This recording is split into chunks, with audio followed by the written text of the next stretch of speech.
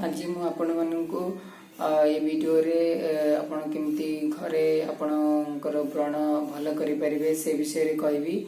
तो फास्ट मु कह देछि व्रण आपणकर जो मानकर व्रण होइते कोन पई होइते कारण जहार बेसी ऑयली स्किन से मानक मुह रे बेसी व्रण देखा जाइते और से ऑयली स्किन रे डस्ट लागवा द्वारा मध्य बहुत व्रण होइते। जदि आपणकर व्रण होइछि ताले कौन आपण खाइबा उचित नुहे सेटा भी कहि दउछि।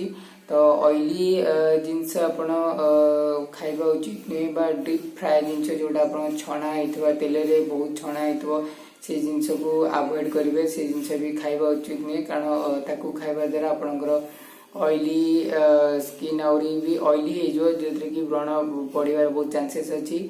आ आपण बेसी आचार राग बा नॉनवेज खातु नहीं आउ रिफाइंड ऑयल भी मध्य यूज करते नहीं। आ बदल में कहबी आपन को भी तेल यूज करबा दरकार यूज कले आपन स्किन पे भल।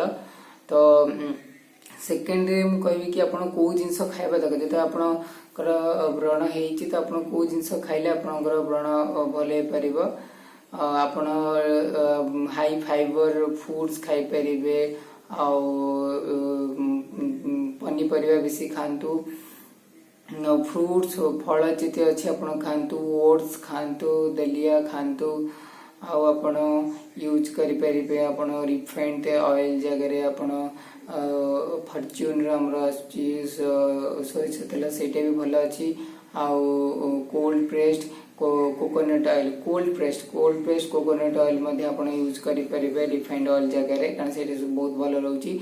रिफाइंड ऑयल रा आपनकर बेसी स्किन को बेसी ऑयली करबो आउ सेटा जगह आपण cold pressed coconut oil use करि परिबे। सेटा ऑनलाइन रे मध्ये आपण ऑर्डर करि परिबे Amazon लिंक मु डिस्क्रिप्शन में दे दीची। आउ आपण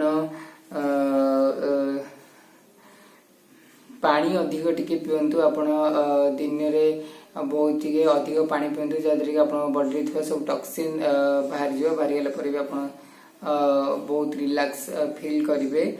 तो ए भी जानबा से तीनोटी ट्रिक्स जो ट्रिक्स माध्यम रे आपण निजे घरे आपण व्रण रो उपचार करि परिबे। तो फास्ट हैला आपण सकाळे उठिकी आपण जो मुह कुली करबा पूर्व जो मुह रे जो लाळटा अछि से लाळ को आपण व्रण रे 3 ରୁ 4 मिनिट आपण डेली आपण लगी परिबे। लगेले मध्ये आपण देखिए व्रण बहुत कमी जिवो। सेकेंड ट्रिक है आपण गोटे चम्मच लेंबू रस नेबे आउ लेंबू रस गोटे चम्मच नेबे ता सहित गोटे चम्मच महू नेबे प्योर महू। जदि प्योर महू नहीं ता बदले आपण गोटे चम्मच ग्लिसरीन नै परिबे आउ गोटे चम्मच गोलाप जल ए तीनोटी जिनस को गोटे चम्मच नेका नै कि गुळै करी आपण स्टोर करके रखि परिबे 7 ରୁ 8 दिन पर्यंत आपण ताको यूज करि परिबे। मुह रे ताको लगे परिबे भलसे धीरे धीरे आ 15-20 मिनिट पर आपण सफा पानी रे आपण देई परे देखिए अल्प दिन आपण बहुत भल रिजल्ट पाइबे।